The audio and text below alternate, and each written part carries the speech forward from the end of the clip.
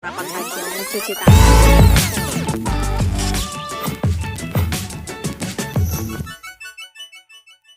warahmatullahi wabarakatuh. Ketemu lagi dengan saya Arya Sintaktif pada program kebiasaan melakukan yang payah.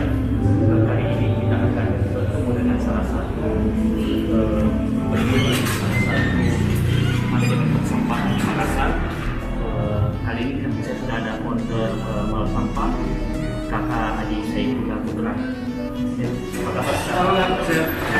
Kayak ini kan di masa pandemi salah satunya kan mungkin banyak sektor yang mungkin tadi bisa menceritakan bagaimana sih saat ini kebijakan manajemen mal sampah sebelum pandemi dan segala macam dan saat pandemi.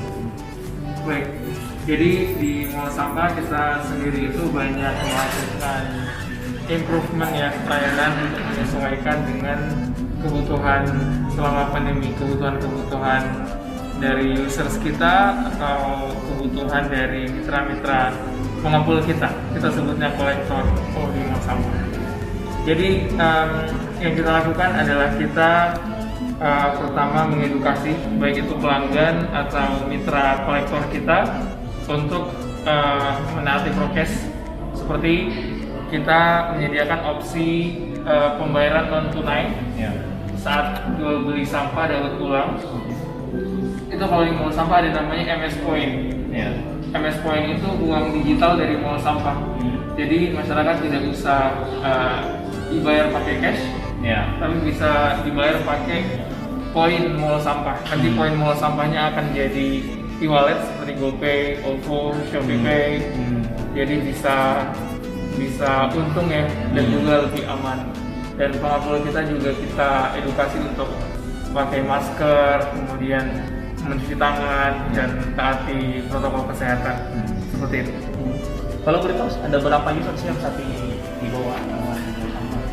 Saat ini di mall sampah kita ada 30.000 lebih, mendekati 35.000. Itu rumah tangga atau perusahaan atau bagaimana untuk memetakan bagaimana user? Jadi 90% users kita itu dari rumah tangga. Terus untuk tadi kan dikatakan ada pembayaran digital ya, bisa Pak OVO gitu kan. Itu bagaimana caranya? Bisa jelaskan atau bagaimana cara mengedukasinya? Biasanya kan ibu-ibu kan biasanya kan butuh waktu untuk mengedukasinya supaya dia paham tentang hal seperti itu. Oh baik.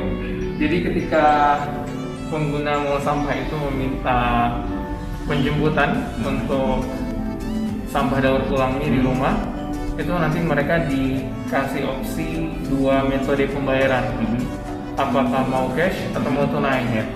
Jadi sebelum mereka submit permintaan penjemputannya, biasanya sudah dikasih opsi mau tunai atau non tunai seperti itu. Untuk porselnya sendiri yang turun ke lapangan itu ada tidak dibekali mungkin prokes seperti apa selama pandemi ini, teman-teman yang turun ke lapangan mungkin bertugas-tugasnya? Iya. Di mall sampah kita ada 500 mitra pengepul ya, 500 mitra pengepul, dan kita edukasi dan juga provide kalau misalnya ada mitra yang membutuhkan, kita akan provide misalnya masker atau hal-hal yang dibutuhkan.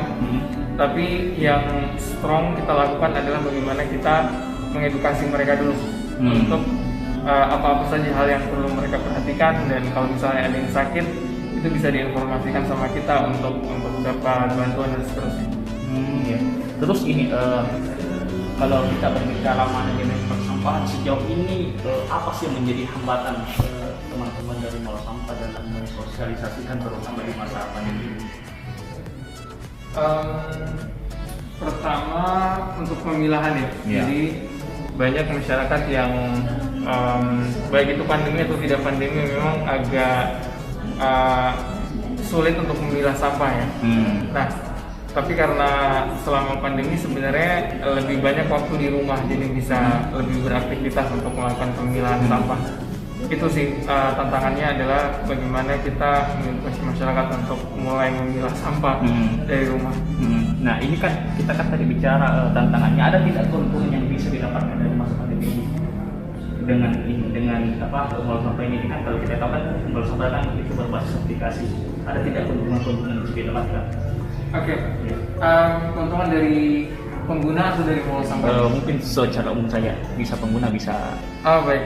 Kalau keuntungan dari masyarakat itu sebenarnya dengan menggunakan aplikasi mengolah sampah kan kita diuntungkan ya, karena kita akan dijemput sampai di rumah dan dibayar pula, gratis pula ya. Kemudian uangnya juga bisa kita gunakan untuk nabung melalui MS Point. Jadi MS Point itu bisa ditabung di aplikasi mengolah sampah kita. Kita bisa cairkan di rekening, bisa cairkan di wallet seperti GoPay atau OVO dan banyak lagi.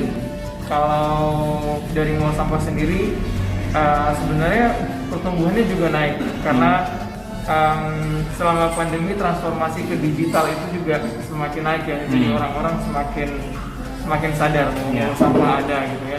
Karena mungkin agak sulit untuk datang di event dan seterusnya, jadi kita campaignnya pakai online saja dan itu membuat kita juga lebih terbantu ya dari sisi cost, jadi lebih murah untuk melakukan edukasi pasar. Oke, Kak Adi Simula, terima kasih banyak Kak Adi atas waktunya. Terima kasih ya. Oke, penonton Jurnal YouTube Podcast Pada, sampai jumpa di bincang-bincang kebiasaan baru-baru.